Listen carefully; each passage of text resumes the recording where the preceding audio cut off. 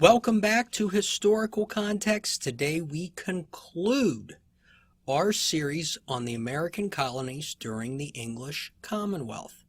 Today's episode picks up from where we left off 9 weeks ago when we talked about the first years of the Commonwealth of England. So we actually went to England and discussed some of the events that occurred in the early 1650s. Today, we conclude the series by discussing the end of the English Commonwealth. And typically, I'm not going to do episodes solely based on England.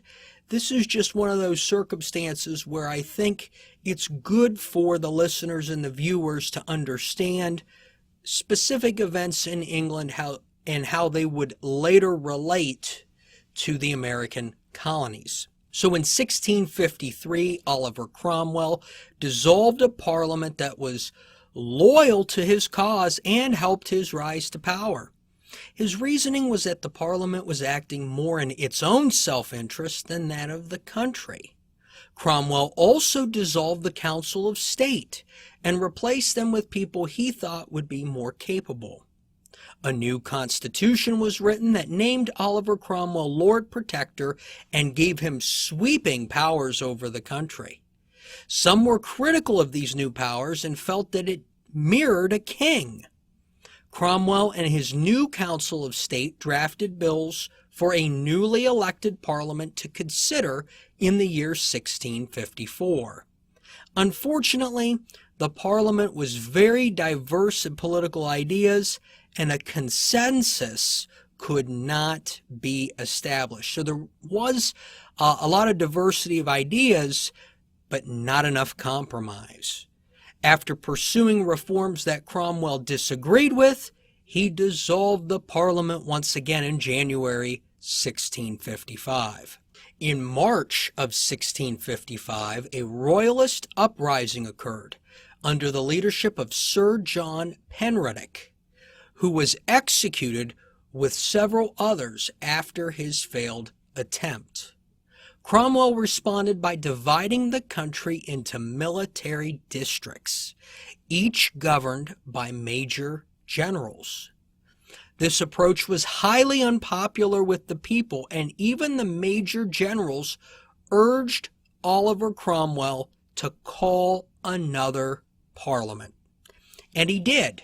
The Second Protectorate Parliament was called in September 1656.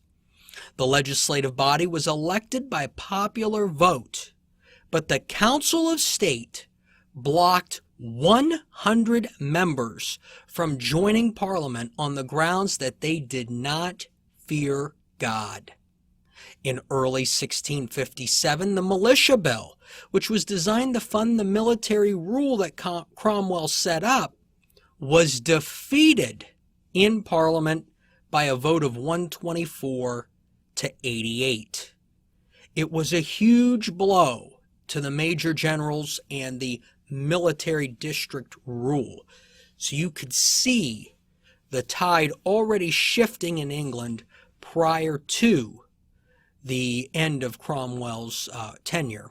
Later that year, this is 1657, Parliament offered Cromwell the opportunity to become king. Cromwell weighed the decision for several weeks, as he felt becoming king would bring stability to the country. So now the idea of a monarch is starting to become more attractive to a lot of the English. Cromwell ultimately refused to become king, but he did have a reinstallation ceremony in June. The government created an other house to replace the House of Lords. To highlight the continued instability in the country, Cromwell nominated 63 members to this other house, to this new upper house. Only 42 of the 63 accepted, and 37 showed up to the first meeting. In late 1657 and early 1658, a wave of protests spread amongst the country, and it reached the rank and file of the military. Cromwell responded by dissolving the Second Protectorate Parliament in February. Cromwell's health began to deteriorate, and he faced a number of medical issues. Ultimately, he died on September 3rd, 1658. Upon his death, Oliver's son Richard succeeded him as Lord Protector. So it's not a monarchy, but it pretty much acts like one anytime there is a decision to be made. Richard faced a couple of problems. First, unlike his father, he did not have any military experience. This led the major generals who were in control of the military districts to doubt his abilities. Secondly, the country was in debt by £2 million, and it had no sitting parliament. Richard called a third protectorate parliament in late 1658, and the session itself began in January of 1659. The people who supported the Commonwealth style of government now represented the minority in Parliament. Despite that, Richard was still recognized as Lord Protector by a vote of 223 to 134. The faction that supported the preservation of the Lord Protector title could not agree, though, on who should serve as Lord Protector. So now there's this idea of, okay, Richard is sufficient for basically, I think some people are thinking, an interim basis. Now we need to find somebody more permanent. And Parliament had an idea, the army had an idea, and now there was a division between the two because they could not agree. An informal meeting was held at Henry Vane's home. Remember Henry Vane? He was a former governor of Massachusetts Bay who got tied up with Anne Hutchinson and ended up coming back to England. Well, Henry Vane is now a member of Parliament. This is some 25 years later. And he tries to help them find a compromise, but nothing is achieved. Later that year, the Parliament attempted to impeach a major general for actions he took back in 1656. This was seen as an obvious threat to the military, whose supporters put forward a proposal that would provide immunity to the military for actions taken by any soldier during the period of Oliver Cromwell's rule. And that's an interesting back and forth. The civil side of Parliament, that's the group that is against the military, convinced Richard Cromwell to respond to that request by dissolving Parliament on April 22nd, 1659. On May 7th, a rump Parliament was recalled, and many different versions of events exist as to what was happening in the country itself during that month of May.